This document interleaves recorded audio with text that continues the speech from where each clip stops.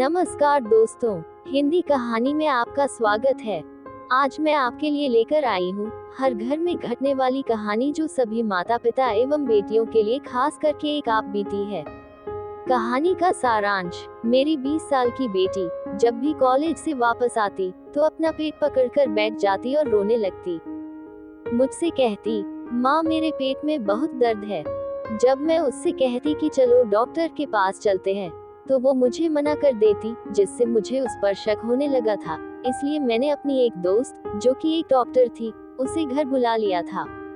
वह मेरी बेटी का चेकअप करके अपना सर पकड़ कर बैठ गई और बोली, इसकी शादी मेरे 21 साल के बेटे से कर दो वरना यह मर जाएगी। मैं ये सुनकर बहुत डर गई थी और अपना जवान बेटी को खोना नहीं चाहती थी। मैंने तुरंत ही अपनी बेटी की शादी उसके बेटे के साथ कर दी। शादी के कुछ दिनों बाद मुझे ये देखकर बहुत हैरानी हुई कि मेरी बेटी की तबीयत ठीक होने लगी थी। मुझसे रहा नहीं गया तो एक रात मैंने उसके कमरे में छुपकर देखा तो मेरे पैरों तले जमीन निकल गई, क्योंकि वह 21 साल का बच्चा। मेरा नाम अर्चना है। माता पिता कभी भी अपने बच्चों के लिए कोई गलत फैसला नहीं करते और न ही कभी उनके लिए कोई बुरा चाहते हैं। उनकी तो हमेशा ये कोशिश रहती है कि वह अपने बच्चों के लिए अच्छे से अच्छा करे। उनके बच्चे हमेशा अपनी जिंदगी में खुश रहे, लेकिन कभी कभी नेक माता पिता के बच्चे भी खोटा सिक्का निकल जाते हैं। मेरी बेटी की जिंदगी की कहानी मेरे अतीत से जुड़ी हुई है। मुझे लगता था कि अब सब कुछ ठीक हो गया है, पर ऐसा नहीं था। हमारा अतीत कभी कभी सालों बाद भी हमारे सामने आ जाता है। आज 20 साल बाद मेरा अतीत मेरे सामने आकर खड़ा हो गया था, लेकिन मैं कुछ नहीं कर सकती थी। मैंने अपने जवान बच्चे के हाथों से ही धोखा खाया था। उसने मेरे भरोसे को तोड़कर रख दिया था। आज भी मुझे याद है, जब मैं जवान थी, हम 2 बहनें थे। मेरी बहन मुझसे 2 साल बड़ी थी। जब हमने कॉलेज जाना शुरू किया था तो मेरी बहन का बर्ताव मेरे साथ बदल गया था। वह हर समय अपने आप में ही मगन रहती थी। एक दिन मेरे कॉलेज के दोस्तों ने मुझे बताया कि तुम्हारी बहन के पास मोबाइल है और वो किसी लड़के से बात करती रहती है। मैंने अपने दोस्तों के बात पर भरोसा नहीं किया और ज्यादा ध्यान भी नहीं दिया था। समय बीतता गया। मेरी बहन रात को सबके सो जाने के बाद छुपकर छत पर चली जाती थी। मुझे ये दिखने लगा था कि आजकल वो बहुत खुश रहने लगी थी। जब मैंने उससे इस सब की वजह पूछी तो उसने मुझसे कहा कि ऐसी कोई बात नहीं है, बस कॉलेज खत्म होने वाला है, इसलिए मुझे बहुत खुशी हो रही है कि मेरी इस पढ़ाई से जान छूट जाएगी। मैंने उससे कहा कि तुम्हें तो आगे पढ़ना था, तुम्हारा तो सपना था कि तुम पढ़ लिख कर कुछ बनना चाहती थी। लेकिन जवाब में उसने मुझसे कहा कि समय के साथ साथ इंसान की सोच बदलती रहती है। एक दिन मेरी माँ कमरा साफ कर रही थी, तभी उन्हें मेरे बिस्तर में से मोबाइल मिला। वह मुझसे पूछने लगी कि यह मोबाइल किसका है। मैंने अपनी माँ से कहा कि मुझे इस मोबाइल के बारे में कुछ नहीं पता और यह भी नहीं पता कि यह मोबाइल यहाँ आया कैसे। तब अचानक मेरी बहन बोली कि माँ ये झूठ बोल रही है, यह इसका ही मोबाइल है, मैंने खुद यह मोबाइल इसके पास देखा था। मेरी माँ ने मुझे जोर से थप्पड़ मारा और उसी समय वो मोबाइल जमीन पर मारकर तोड़ दिया। मेरी बहन ये सब देखकर हंसने लगी। मुझे अब समझ में आ गया था कि मेरी बहन अपना मोबाइल मेरे पास छुपाती थी, ताकि जब मैं उस मोबाइल को ढूंढने की कोशिश करूं तो वो मुझे ना मिले, और एक बार ऐसा ही हुआ था। इस सब के बाद माँ ने मेरा कॉलेज जाना बंद कर दिया था और मुझ पर नजर रखने लगी। जब पापा ने पूछा कि मैं कॉलेज क्यों नहीं जा रही, तो माँ ने उनसे कह दिया कि जल्द ही एग्जाम शुरू होने वाला है, इसलिए ये घर पर रहकर ही तैयारी कर रही है, आप परेशान ना हो, मैं सब देख लूंगी। एक दिन मेरे पापा ने कहा, मेरा दोस्त चाहता है कि अब हम अपने बच्चों की शादी कर दे, वो बड़े हो गए हैं। दीदी का रिश्ता पापा के दोस्त के घर पर ही तय हुआ था और यह रिश्ता उसकी मर्जी से ही हुआ था, लेकिन अब वह उस लड़के को पसंद नहीं करती थी। माँ ने दीदी को बहुत समझाया, लेकिन वो माँ की बात नहीं मानी। उस समय माँ को मेरी बात पर विश्वास हुआ कि मैं सच कह रही थी। अब मेरा कॉलेज जाना शुरू हो गया था, क्योंकि सारा सच माँ के सामने आ चुका था। एक दिन दीदी ने खुद पापा से कहा कि वो अपनी मर्जी की शादी करना चाहती है और किसी भी हाल में वह उनके दोस्त के बेटे से शादी नहीं करेगी। वैसे भी उनके घर में कुछ खाने पीने को तो है नहीं। मेरी ख्वाहिश, मेरे सपने वो कैसे पूरे कर सकते हैं? पापा ने कहा कि मैं अपने दोस्त को जुबान दे चुका हूँ और अब तो आकाश की भी नौकरी लगने वाली है, और वैसे भी जो कुछ मेरे पास है वह तुम दोनों बहनों का ही तो है। मैं कौन सा अपने साथ लेकर जाने वाला हूँ? अब मैं तुमसे इस बारे में कोई बात नहीं करना चाहता, लेकिन दीदी भी अपनी जिद पर अड़ी रही। कहने लगी कि अगर आप लोगों ने मेरे साथ जबरदस्ती की तो मैं खुदकुशी कर लूंगी, लेकिन किसी भी हाल में आकाश से शादी नहीं करूंगी। दीदी की बात सुनकर माँ बहुत ज्यादा परेशान हुई। पापा के दोस्त भी शादी के लिए जल्दी कर रहे थे, क्योंकि उनकी तबीयत ठीक नहीं रहती थी और वह चाहते थे कि अपनी आंखें बंद होने से पहले वह अपने बेटे की शादी कर दे, लेकिन दीदी मानने को तैयार नहीं थी। एक दिन दीदी कहने लगी कि मैं आकाश से कुछ बात करने जा रही हूँ। माँ ने कहा, अर्चना को अपने साथ ले जाओ। दीदी कहने लगी कि आखिर आप लोग मुझे कब तक यहाँ कैद करके रखेंगे? आप बेफिक्र रहिए, मैं घर से भाग नहीं रही हूँ। ये कहकर वो घर से चली गई और शाम को वापस आई। जब वो वापस आई तो बहुत खुश थी। मेरी माँ भी दीदी को देखकर खुश हो गई और सोच रही थी कि शायद आकाश ने उन्हें शादी के लिए मना लिया होगा, क्योंकि आकाश भाई भी दीदी को पसंद करते थे। पर इस बात से सब लोग अनजान थे कि उनकी बेटी, जिसे उन्होंने लाड प्यार से पाला था और कभी भी किसी बात की पाबंदी नहीं लगाई थी, वह उनकी इज्जत को मिट्टी में मिलाने जा रही है। बेटियां तो माँ बाप की इज्जत और मान होती है और अपने माँ बाप के इज्जत के खातिर अपनी जान भी दे देती है। पर कुछ बेटियां ऐसी भी होती है जो कुछ दिन की मोहब्बत के लिए अपने माता पिता की इज्जत को अपने पैरों तले रौंद देती है, और वह ये भी नहीं सोचती कि उनके माता पिता ने अपनी सारी जिंदगी उनकी परवरिश में गुजार दी। हम सब सोच रहे थे कि मेरी दीदी अपने मंगेतर आकाश से मिलने जाती है, लेकिन पापा को ये बात नहीं पता थी, क्योंकि यह बात उस समय बहुत गलत समझी जाती थी। एक दिन मैं जब कॉलेज से वापस आ रही थी तो मैंने दीदी को एक लड़के के साथ बाइक पर जाते देखा। मैंने सोचा कि हो सकता है वह आकाश भाई हो, लेकिन जब मैं घर पहुंची तो अंकल और आकाश भाई तो घर पर ही बैठे थे। माँ को भी अब पता चल चुका था कि दीदी उनसे झूठ बोल रही है। माँ ने अपने इज्जत के खातिर अंकल से झूठ बोल दिया कि दीदी दोस्त के घर गई है। दीदी के पास अब मोबाइल था और उन्होंने हमें ये बताया था कि यह मोबाइल उन्हें उनके मंगेतर ने दिया है। उस दिन भी वह घर पर नहीं थी।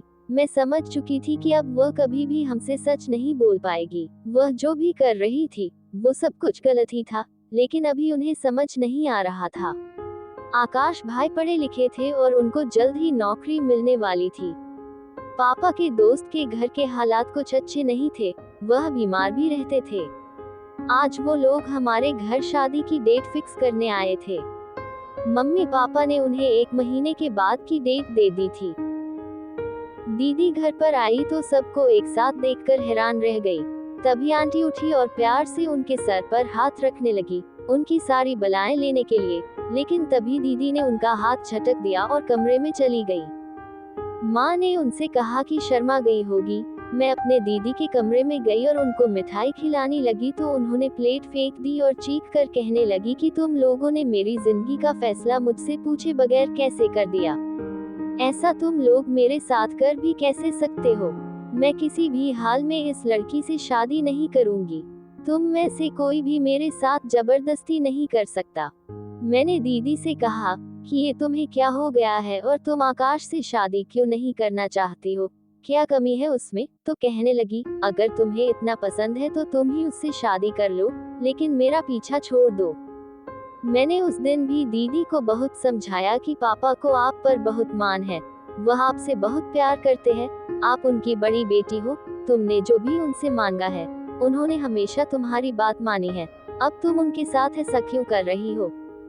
क्या तुम्हें पापा की इज्जत का जरा भी ख्याल नहीं है? तुम हमारे साथ ऐसा मत करो। माँ भी कमरे में आ गई और दीदी से हाथ जोड़कर कहने लगी कि बेटी कुछ तो हमारी इज्जत का ख्याल करो और यह शादी कर लो। लेकिन उन्होंने किसी की ना सुनी और कमरे से चली गई।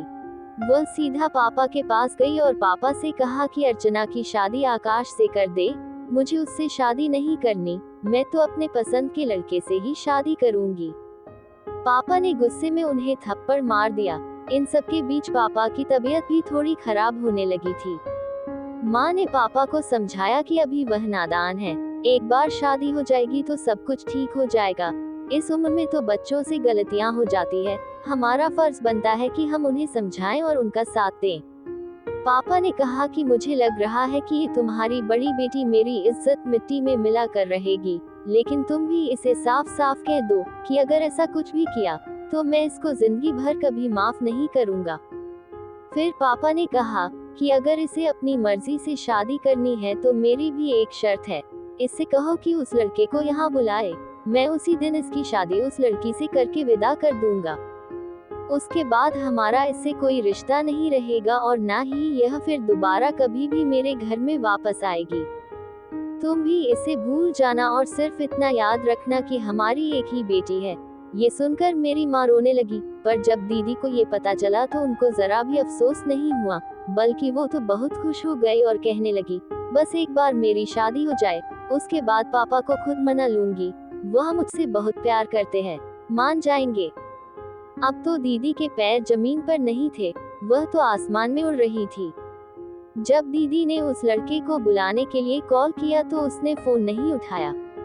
पापा बहुत ज्यादा परेशान थे कि वह अपने दोस्त से क्या कहेंगे, क्योंकि शादी की डेट भी नजदीक आती जा रही थी। वह लड़का भी दीदी का कॉल्स नहीं उठा रहा था, जिसकी वजह से दीदी भी टेंशन में बीमार रहने लगी थी। और इसी बीच आकाश को भी सब कुछ पता चल गया था। आकाश इस बारे में दीदी से बात करने आया था, लेकिन दीदी ने आकाश को बहुत ज्यादा बेइज्जत किया, कहने लगी कि तुम्हारी हैसियत ही क्या है जो तुम मुझसे शादी करना चाहते हो। आकाश ने कहा कि जब तुमसे पहली बार शादी की बात हुई थी तब तुमने मना क्यों नहीं किया था, इतना वक्त गुजर गया है इस बात को, और अब ऐसा क्या हो गया जो तुमने अपना फैसला बदल दिया। अगर शादी नहीं करनी थी मुझसे तो पहली बार में ही इनकार कर देती, मैं कभी भी तुमसे रिश्ता नहीं रखता, पर अब शादी की डेट फिक्स हो चुकी है, शादी की सारी तैयारी हो चुकी है, अब मैं किसी भी हाल में पीछे नहीं हट सकता, अब बात मेरी इज्जत पर आ चुकी है। दीदी ने कहा तुम्हें जो करना है वह कर लो, लेकिन मैं कभी भी तुमसे शादी नहीं करूंगी। वह लड़का अभी भी दीदी का फोन नहीं उठा रहा था। दीदी उस लड़के के घर भी गई जहां वो रहता था, लेकिन उसका कहीं पता नहीं चल पा रहा था। उसके पड़ोसियों ने भी उसके बारे में कुछ नहीं बताया और तब मजबूर होकर दीदी को पापा का फैसला मानना पड़ा। पापा ने दीदी को 10 दिन का समय दिया था और कहा था कि अगर वह इज्जत के साथ तुम्हारा रिश्ता मांगने आता है तो मैं तुम्हें उसके साथ विदा कर दूंगा, और अगर नहीं आया तो तुम्हें मेरी बात माननी पड़ेगी। पर अंतिम डेट तक वह नहीं आया और ना ही उसने दीदी का एक बार भी फोन उठाया। अब घर में शादी की शहनाइयां बजने लगी थी, सब मेहमान आना शुरू हो गए थे। दीदी का रो रो कर बुरा हाल था। मम्मी पापा ने उन्हें बहुत समझाया कि माँ बाप कभी भी अपने बच्चों के लिए कोई गलत फैसला नहीं करते। माता पिता तो अपने बच्चों को हमेशा खुश देखना चाहते हैं। आकाश एक बहुत अच्छा लड़का है और वह तुम्हें हमेशा खुश रखेगा। अगर जिससे तुम मोहब्बत करती हो वो लड़का सच्चा होता तो जिस दिन उसे तुम्हारे रिश्ते के बारे में पता चला था उसी दिन वह मुझसे बात करने आता, पर उसे सिर्फ तुमसे दिल लगी करनी थी। मुझे पूरा विश्वास है कि वो एक धोखेबाज था, लेकिन दीदी तो उसकी मोहब्बत में अंधी हो चुकी थी, वह सिर्फ अपना ही सोच रही थी।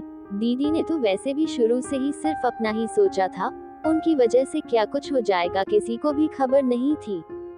दीदी की शादी से कुछ दिन पहले मेरा एक रिश्ता आया था। पापा भी बहुत खुश थे और उन्होंने ये रिश्ता पक्का भी कर दिया था, और सिर्फ घर वालों की मौजूदगी में ही मेरी मांगनी भी कर दी थी। ये सब बहुत अचानक हुआ था। मेरी बुआ ने कहा था कि वह लोगों को जानती है और वह अच्छे लोग हैं। बुआ ही मेरे लिए ये रिश्ता लेकर आई थी। मैंने तो सोचा भी नहीं था कि इतना जल्दी मेरा रिश्ता पक्का हो जाएगा। माँ ने बताया कि वो काफी दिनों से तुम्हारा रिश्ता मांग रहे थे। बुआ कह रही थी कि लड़के ने तुम्हें देखा हुआ है और तुम्हें बहुत पसंद करता है। बुआ ये भी कह रही थी कि लड़का बहुत अच्छे स्वभाव का है और खाते पीते घर का है। मेरी बेटी तो बहुत खुशनसीब है। मुझे ये जानकर बहुत खुशी हो रही थी कि जिस लड़के ने मेरा रिश्ता भेजा है उसने मुझे पहले से देखा हुआ है। मुझे अपनी खुशकिस्मती पर यकीन नहीं आ रहा था। जब मेरी दीदी को ये सब कुछ पता चला तो वो बहुत गुस्से में कहने लगी कि मैं तो आपकी सौतेली बेटी हूँ जो मुझे एक कंगाल लड़के के साथ ब्याह रहे हैं, जिसके पास मुझे ठीक से 2 वक्त का खाना भी नहीं मिल सकेगा, जो मुझे गरीबी के अलावा और कुछ नहीं दे सकता। मैंने दीदी को समझाया कि किस्मत बदलते देर नहीं लगती, तुम देखना आकाश भाई की बहुत जल्दी अच्छी नौकरी लग जाएगी और उसका भी वक्त बदल जाएगा। मुझे भगवान पर पूरा भरोसा है और तुम भी अनाप शनाप मत बोलो। एक दिन मेरी नंद घर पर आई और उसने अपने भाई से बात करवाए। उस दिन पहली बार मैंने अपने होने वाले पति से बात की थी और यह मेरी पहली और आखिरी बात थी। मैं नहीं जानती थी कि अब कौन सी मुसीबत आने वाली है। मेरी बहन का शादी का दिन आ गया था और वह बहुत सदमे के हालत में बैठी थी। मेरी कजिन कहने लगी, तुम तो ऐसे मुंह बनाकर बैठी हो जैसे जबरदस्ती शादी करवा रहे हो। सच तो यही था जो लोगों को लग रहा था। माँ ने उन लोगों से बहाना बनाया और दीदी को वहाँ से ले गई। अब बारात भी आ चुकी थी, लेकिन किसी को नहीं पता था कि आने वाले कुछ पल में सब लोगों पर क्या कयामत टूटने वाली है। जैसे ही बारात आई, सभी लोग बारात देखने चले गए। मैं बहुत खुश थी कि मेरी बहन की शादी है। जब मुहूर्त का समय आया और पंडित जी ने दुल्हन को बुलाने के लिए कहा, मेरी माँ मेरी दीदी को लेने गई, लेकिन वो कमरे में नहीं थी। वो वहाँ से भाग चुकी थी। भागते समय वो वहाँ एक लेटर छोड़ गई थी। उस लेटर में लिखा था, आप लोग मुझे इस शादी के लिए मजबूर नहीं कर सकते। मैं आप लोगों के लिए अपनी खुशियों को नहीं छोड़ सकती, इसलिए मैं ये घर छोड़कर जा रही हूँ। ये सुनते ही पापा की हालत बहुत खराब हो गई। पापा के दोस्त को और उनकी पूरी फैमिली को भी सब कुछ पता चल चुका था। सब लोग दुल्हन के आने का इंतजार कर रहे थे, पर वो तो अपने बाप का इज्जत उतार कर चली गई थी। पापा रोते रोते कह रहे थे कि मुझसे क्या गलती हो गई, ऐसी क्या कमी रह गई थी मेरी परवरिश में, जो मेरी बेटी ने एक बार भी मेरे बारे में नहीं सोचा। अब मैं लोगों को क्या मुंह दिखाऊंगा, सबसे क्या कहूंगा कि मेरी बेटी शादी छोड़कर कहाँ चली गई। पापा के दोस्त ने कहा कि तुम फिक्र मत करो, अर्चना भी हमारी ही बेटी है। अगर आपकी एक बेटी हमारे घर की बहू नहीं बन सकी तो अर्चना में क्या कमी है। पापा ने मेरी तरफ देखा, मुझे उनकी आंखों में एक उम्मीद दिखाई दी थी। ये सुनकर मैं अपनी माँ के गले लगकर रोने लगी। मैंने माँ से मना किया, ऐसा नहीं करे। पापा ने भी अपने दोस्त से कहा कि अर्चना की तो मंगनी हो चुकी है, मैं उन लोगों से क्या कहूँगा। तब पापा के दोस्त ने कहा कि मंगनी ही तो हुई है ना, शादी तो नहीं हुई। उनसे कह देना कि अर्चना की शादी जहाँ होनी थी वहाँ हमने कर दी है। इस तरह अचानक से आकाश से मेरी शादी हो गई, जिसके बारे में मैंने कुछ सोचा भी नहीं था। आज वह मेरे सामने मेरा पति बनकर खड़ा था। हम लड़कियों के साथ ही ऐसा क्यों होता है, क्यों हमें हमेशा कुर्बानी देनी पड़ती है। माँ बाप अपनी इज्जत की खातिर अपनी दूसरी बेटी के सपनों को तोड़कर रख देते हैं। मेरी बहन के किए की सजा मुझे मिली थी और वो खुद ना जाने कहाँ चली गई थी। किसी ने भी उसकी खबर नहीं ली थी। पापा ने कहा था कि वो आज से हमारे लिए मर चुकी है। मेरा या इस घर से किसी भी इंसान का उस लड़की से अब कोई रिश्ता नहीं रहा। मैं अपने माता पिता की दुआओं से विदा होकर अपनी ससुराल चली गई, लेकिन अभी मेरा इम्तिहान खत्म नहीं हुआ था। जिंदगी भी उन्हीं लोगों का बार बार इम्तिहान लेती है जो पहले से बिखरे हुए हो। माँ ने समझाया था कि अब मुझे सब कुछ भूलकर इस रिश्ते को निभाना है, क्योंकि अब से वही तुम्हारा घर है। लेकिन एक लड़की का कभी अपना घर नहीं होता, वो तो हमेशा एक जगह से दूसरे जगह जाती रहती है। सारी उम्र अपने माँ बाप के घर पर यही सुनती है कि वह पराया धन है, कल को तुम्हें अपने घर जाना है। और जब शादी हुई तो सास कह रही थी कि यह घर तुम्हारा नहीं है, क्योंकि मेरे बेटे ने तुमसे मजबूरी में शादी की है। ये सब बातें मुझसे मेरी सास कह रही थी। मेरा पति जो पहले मेरी बहन का मंगेतर था और उससे मोहब्बत करता था, उस दिन बहुत ज्यादा रोया था। उससे मेरी बहन का धोखा बर्दाश्त नहीं हो पा रहा था। काश जब दीदी ने बार बार मना किया था तभी ये लोग रुक जाते। मेरे पति ने भी मुझसे साफ साफ कह दिया था कि वह मुझे पत्नी के रूप में नहीं स्वीकार कर सकते, क्योंकि मजबूरी में बनाए गए रिश्ते कभी कामयाब नहीं होते। मुझे इन सब से निकलने के लिए थोड़ा समय चाहिए। जब मैं अपने मायके जाती तब मेरी माँ मुझे समझाने लगती।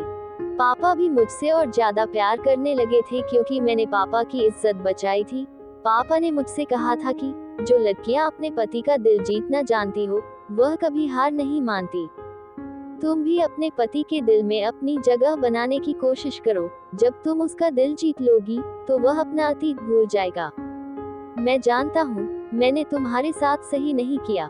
आकाश मेरे दोस्त का लड़का है और मैं उसे बहुत अच्छे से जानता हूँ। ये बहुत शरीफ लड़का है। अभी वो सदमे में है, उसके दिल को चोट पहुंची है। तुम देखना, एक समय आएगा कि तुम खुद मुझसे कहोगी कि पापा, आपने मेरे लिए अच्छा फैसला लिया था। मैं पापा के गले लगकर रोने लगी। मैं इसी कोशिश में लगी रहती थी कि मैं अपने पति और ससुराल वालों का दिल जीत सकूं।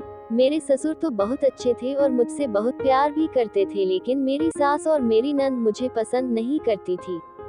ऐसा नहीं था कि मैं अपने बहन से ज्यादा खूबसूरत नहीं थी, बस उन लोगों का गुस्सा था जो मेरी बहन ने उन लोगों के साथ किया था।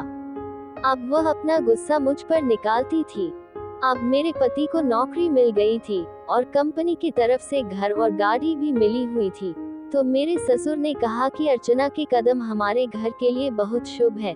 लेकिन बाकी सब लोगों ने यह बात हवा में उड़ा दी थी, पर मुझे इस बात का कोई अफसोस नहीं था, क्योंकि मुझे पता था कि हर इंसान को उसके नसीब का ही मिलता है। समय ऐसे ही निकलता जा रहा था। मैं बहुत कोशिश करती थी कि मैं अपने पति के दिल में अपने लिए जगह बना सकूं, लेकिन जब भी मैं उनका दिल जीतने की कोशिश करती, वह मुझे दुत्कार दिया करते थे। मुझसे कहते थे कि मैं चाहे कुछ भी कर लूं, उनके दिल में कभी भी जगह नहीं बना सकती। उन्होंने मुझसे कहा कि वह मौका देख रहे हैं, मौका मिलते ही वह मेरे पापा से बात करेंगे और मुझे छोड़ देंगे। कुछ दिनों बाद मेरी माँ का कॉल आया। खबर मिली कि मेरे पापा का देहांत हो गया है। मुझे अपने कानों पर यकीन नहीं हो रहा था और मैं चकरा कर वहीं बैठ गई। मेरे ससुर ने मुझसे कहा कि बेटी, अपने आप को संभालो, तुम्हें अपने माँ को भी संभालना है। मैं अपने मायके गई तो मेरे पापा की लाश वहाँ पड़ी थी और लोग आपस में कानों में बातें कर रहे थे कि जवान बेटी घर से भाग गई। बाप बेचारा कब तक ये बेइज्जती बर्दाश्त करता, और भी पता नहीं लोग क्या क्या बातें कर रहे थे। माँ की हालत बहुत खराब थी। अब माँ का ख्याल रखने वाला कोई नहीं था, इसलिए मेरे ससुर ने मुझसे कहा कि मैं अपने माँ को अपने साथ घर पर लेकर आ जाऊँ ताकि मैं उनका ख्याल रख सकूं। मेरी माँ मेरे साथ मेरे ससुराल में नहीं रहना चाहती थी, लेकिन माँ की ऐसी हालत भी नहीं थी कि वो घर पर अकेली रह सके। मेरी शादी को 7 महीने हो चुके थे। एक दिन मेरे फोन पर किसी अनजान व्यक्ति का कॉल आया और कुछ फोटो जिसको किसी लड़के के साथ एडिट किया गया था, वह मुझे उस अनजान व्यक्ति के फोन से भेजी गई थी। मैं ये देखकर बहुत हैरान हुई कि मेरी ये फोटो इस अनजान व्यक्ति के पास कैसे पहुंची। अब वह व्यक्ति मुझे फोन करके ब्लैकमेल कर रहा था और कुछ दिन बाद मुझे पता चला कि यह व्यक्ति वही लड़का था जिससे मेरी मंगनी हुई थी। मैं भगवान का शुक्रिया अदा कर रही थी कि उसने मुझे इस फ्रॉड लड़के से बचा लिया था, अन्यथा अगर मेरी शादी उस लड़के से हो जाती तो क्या क्या ना होता। लेकिन मुझे ये डर लग रहा था कि कहीं ये सब मेरे पति को ना पता चल जाए, इसलिए मैं अपना फोन बंद ही रखती थी। अब वह मेरे पति के नंबर पर कॉल्स करने लगा था। उन दिनों मेरे पति का बर्ताव भी मेरे साथ काफी अच्छा होने लगा था, लेकिन मैं इसी डर में रहती कि कहीं वह लड़का ये फोटो मेरे पति को ना भेज दे और वो मुझे छोड़ न दे। एक दिन मेरे पति को किसी की कॉल आई और वह अपना सर पकड़कर वहीं बैठ गए।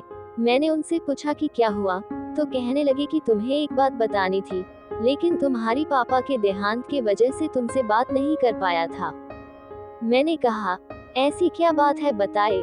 उन्होंने मुझे बताया कि जिससे तुम्हारी मंगनी हुई थी, ये वही आदमी है जिससे तुम्हारी बहन शादी करना चाहती थी और घर छोड़कर भाग गई थी।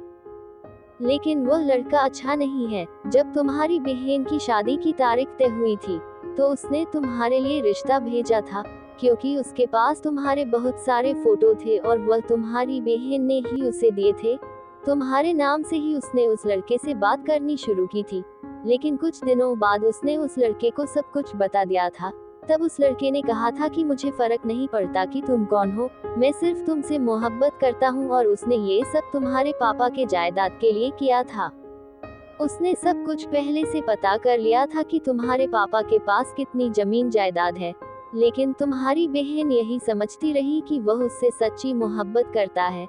इसीलिए जो वह लड़का कहता था वो वही करती थी और उसी के कहने पर वह शादी वाले दिन घर से भाग गई।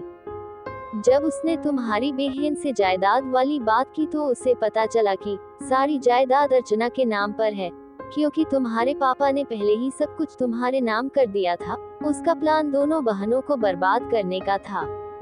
उसने सोच रखा था कि एक बहन से शादी करेगा और दूसरे से मीठी मीठी बातों में फंसा कर रखेगा। इस तरह से उसे तुम्हारे पापा की करोड़ों की जायदाद मिल जाएगी। लेकिन उसका सारा प्लान फेल हो गया तो उस लड़के ने तुम्हें तुम्हारे फोटो से ब्लैकमेल करना शुरू कर दिया और घर पर भी तुम्हारी फोटो एडिट करके सबको दिखा दी। मुझे लगा था कि शायद तुम भी अपनी बहन की तरह धोखेबाज हो, पर जब वह तुम्हारे नंबर पर कॉल करता है तो तुम घबराकर फोन काट देती और फोन बंद कर देती थी।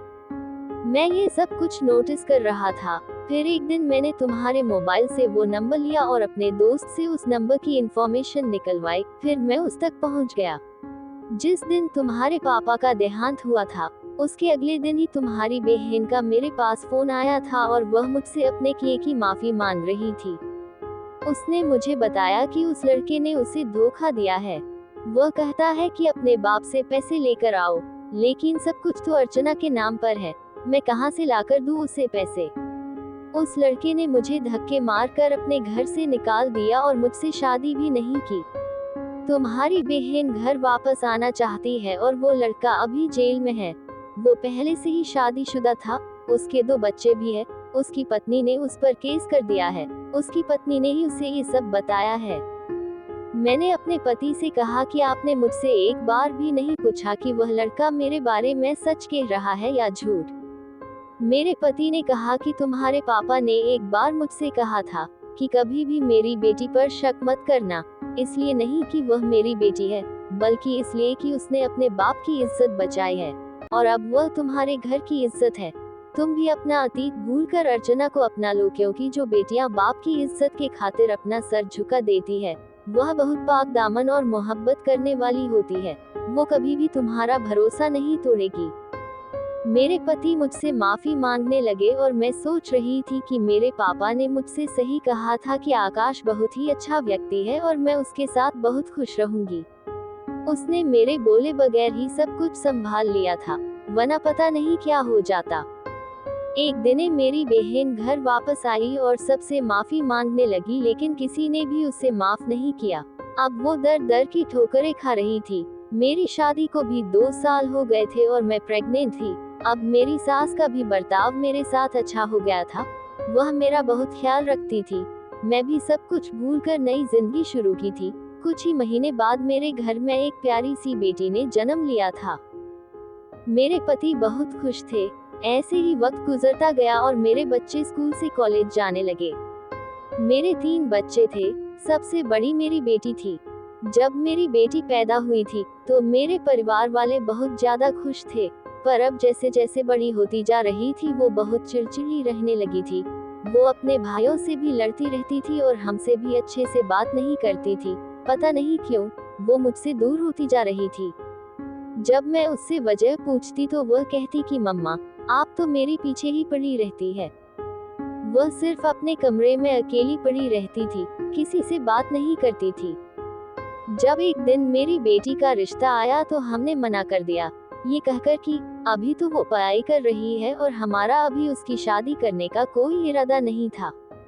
लेकिन पता नहीं वो लोग कैसे थे कि हमारे मना करने के बावजूद हमारे घर बार बार रिश्ता लेकर आने लगे।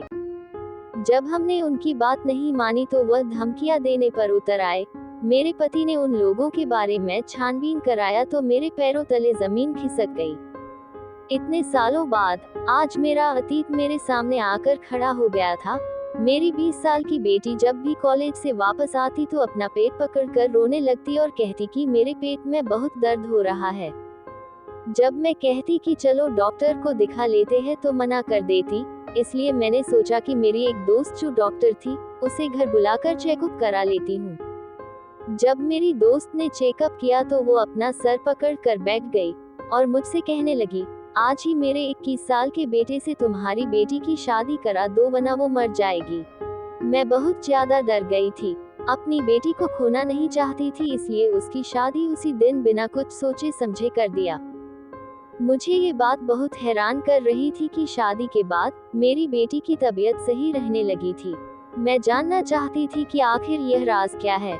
इसलिए मजबूर होकर एक दिन मैं अपनी बेटी के कमरे में चुपके से झांका तो वहाँ कोई 21 साल का लड़का नहीं था, बल्कि वही लड़का था जो मेरी बेटी का रिश्ता लेकर आया था, और वो उसी का बेटा था जिसने मेरी बहन को धोखा दिया और उसके साथ साथ मेरी जिंदगी बर्बाद करने की भी कोशिश की थी। मेरे पति ने मुझे समझाया था कि अपनी दोस्त के बातों में मत आओ, हमारी बेटी को कुछ नहीं हुआ है, वो ठीक हो जाएगी। लेकिन मैं नहीं मानी थी। जिस पर भी मैंने भरोसा किया था, उन सभी ने मेरे भरोसे को तोड़कर रख दिया था। मेरी दोस्त के साथ साथ मेरी बेटी ने भी मुझे धोखा दिया था। मुझे देखते ही मेरी बेटी के चेहरे का रंग उड़ गया और कहने लगी, मम्मा, मैं राजेश से बहुत प्यार करती हूँ, इसलिए मैंने ये सब नाटक किया, आप मुझे माफ कर दे। मैंने उससे कहा कि तुम बिल्कुल अपनी मासी पर गई हो, बिल्कुल भी उसी की जैसी हो। उसने भी अपने माँ बाप को धोखा दिया था और शादी वाले दिन घर से भाग गई थी। और इस लड़के का बाप तो ऐसा नाग है जो किसी को डसना नहीं भूलता। मेरे पति को जब ये सब पता चला तो उसने हमारे बेटी को घर से निकाल दिया। मेरी बेटी ने मुझसे कहा कि अगर आपको आपका प्यार नहीं मिला तो आप मुझसे मेरा प्यार क्यों छीनना चाहती है। मौसी बिल्कुल यही कहती है कि आप दूसरों का हक छीन लेती है। मेरे पति ने उसे जोर से थप्पड़ मारा और उन दोनों को घर से निकाल दिया। उस दिन मैं बहुत ज्यादा रोई थी। मेरी अपनी सगी बहन ने मेरे हरे भरे घर को उजाड़ दिया था। मेरी बहन चाहती थी कि मैं अपनी पति को छोड़ दूं और वह उससे शादी कर ले, क्योंकि अब आकाश के हालात बहुत ज्यादा बदल चुके थे। अब आकाश के पास पैसों की कोई कमी नहीं थी, गाड़ी, बंगला, सब कुछ तो था ही।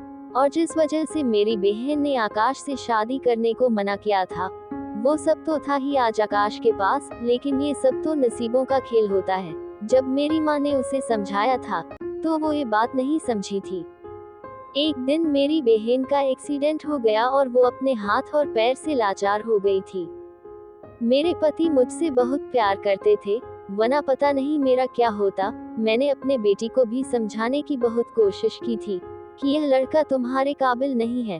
और जब हम दोनों ने इस रिश्ते को मना कर दिया तो उन दोनों ने मिलकर यह पेट दर्द वाला प्लान बनाया और मुझे बेवकूफ बनाया था। वह ये भूल गई थी कि माता पिता अपने बच्चों के लिए कभी भी बुरा नहीं सोचते। जल्द ही एक दिन मेरी बेटी रोती हुई घर पर आई और मुझसे माफी मांगने लगी कि मम्मा, मैं भटक गई थी, मुझसे गलती हो गई है। मौसी ने मुझे आपके खिलाफ कर दिया था, लेकिन मुझे सब कुछ पता चल गया है कि उन्होंने आपके बारे में जो भी कहा था वो सब कुछ गलत था। जब मैंने अपने पति से यह बात कही तो उन्होंने बिल्कुल मना कर दिया और कहा कि हमारी कोई बेटी नहीं है और मैं कभी इसे माफ नहीं करूंगा। मैंने अपने पति से कहा कि आज तक मैंने कभी भी आपसे कुछ नहीं मांगा है, आज मांग रही हूँ। हमारी बेटी से भूल हो गई है, उसे माफ कर दीजिए। वो शादी करके ही इस घर से गई थी, फिर भी जो उसने किया है वो तो बहुत गलत ही है। मेरे पति ने आखिर मेरी बेटी को माफ कर दिया था। औलाद तो आखिर जितनी भी बड़ी गलती कर ले, माँ बाप के बच्चे ही होते हैं। पर औलाद को भी ये बात हमेशा याद रखना चाहिए कि जिन माता पिता ने उन्हें जन्म दिया है, उनके लिए दिन रात मेहनत करके मुश्किलें सही है, उनको पालने पोसने के लिए खुद की ख्वाहिशों को मारा है, उनके माता पिता का उनके ऊपर सबसे ज्यादा हक बनता है। जब बच्चों की तबीयत खराब हो जाए तो माता पिता रात भर उनकी देखभाल उनसे बेइंतहा प्यार की वजह से ही तो करते हैं। अगर कोई बाहर से आकर कहे कि वो आपसे मोहब्बत करते हैं तो वो जरूर झूठ बोल रहा होगा, क्योंकि आज के जमाने में कोई अपने माता पिता से ज्यादा प्यार कर ही नहीं सकता। बस सब लोग अपना दिल बहलाते हैं और किसी ना किसी वजह से आपसे जुड़ना चाहते हैं, और जब उनका काम खत्म हो गया हो तो वो आपको छोड़कर चले जाते हैं। इसलिए बहुत सोच समझकर ही किसी पर भी भरोसा करें, और फिर कोई भी व्यक्ति, भले ही वो लड़का हो या लड़की, कभी भी अपना प्यार किसी पर जताने के लिए माता पिता से अलग होने की बात नहीं करेंगे। आपको अगर यह कहानी पसंद आई हो तो कृपया लाइक और सब्सक्राइब जरूर करें।